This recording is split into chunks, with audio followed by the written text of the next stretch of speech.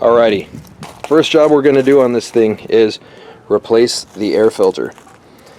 Every car has an air filter, whether it's on the side, on top, down in the fender well. No matter what car, it should have one.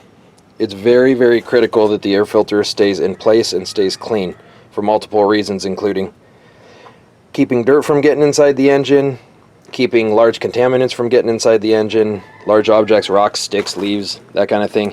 And it's also very important to keep it clean, because if the engine has to suck past a restricted filter, your fuel mileage will suffer. This is just standard run-of-the-mill flat pleated filter. There's companies that sell foam ones, there's companies that sell oiled ones that you can wash and reuse that have really good warranties on them. This is just standard replacement. These are called pleats. Each one of these little wrinkles is called a pleat. Now what this allows the filter to do is hold a lot more dirt than if it was just flat across. If it was just flat across, it would plug up really quick, but because it has all these pleats, it actually increases the surface area of the filter a whole lot, because each one of these pleats can have air drawn through it. So this filter can hold a whole lot of dirt and still pull pretty good air through it. I recommend doing them every 30,000 miles or whatever your manual states, but like I said, it's always a good idea to keep an eye on them. On this truck, they're on the side. It'll be here, and then on the Dodge Rams, some of the older ones, it'll be, like I said, sitting right here. Anyway, if you can get to the housing, it's usually held closed by clips. You got 1, 2, 3, 4.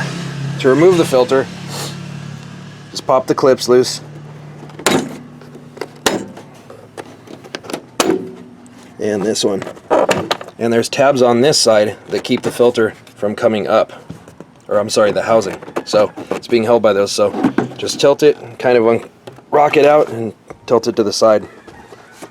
Here's the old one. It's not terrible, but you can see there's some dirt still in the pleats. Some people can blow these out with air. I mean, they're so cheap, it's really not worth it, because they really never come that clean. But anyway, we're going to replace it, so just get rid of that. Take the new one.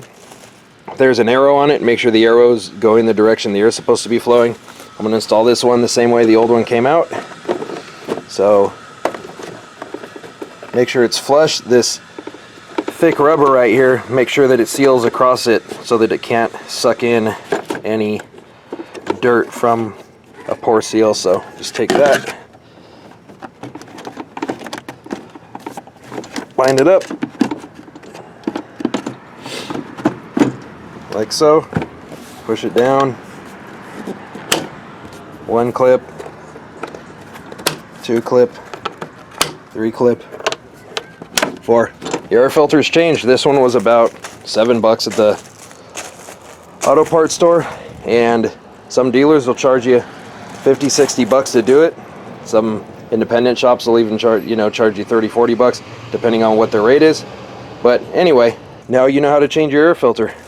I'm sure I'll do more in the future and document that as well, so you can see the different types. But yes, like I said, sometimes they'll be here, there'll be a circular one sitting here on older carbureted vehicles, or sometimes it'll be buried in the fender well and you won't even see it. Certain cars have cold air intakes or short ram intakes where there's a tube coming off right here and the filter will be exposed, and those are just a cone filter. They're either replaceable or washable. But anyway, that's how you do the air filter on one of these, so stay tuned, I got more for you. Just a side note, this is some of the dirt that came out when I set the air filter down. You can see there's still some coming out. All of the dust and debris that the filter traps, if it were to get in your engine, it'd be very detrimental to the parts inside. It'll actually act like sandpaper, sand down your rings, your piston, your bores, a bunch of the moving parts inside, and will actually severely damage your engine over time. So, like I said, make sure your air filter is nice and clean.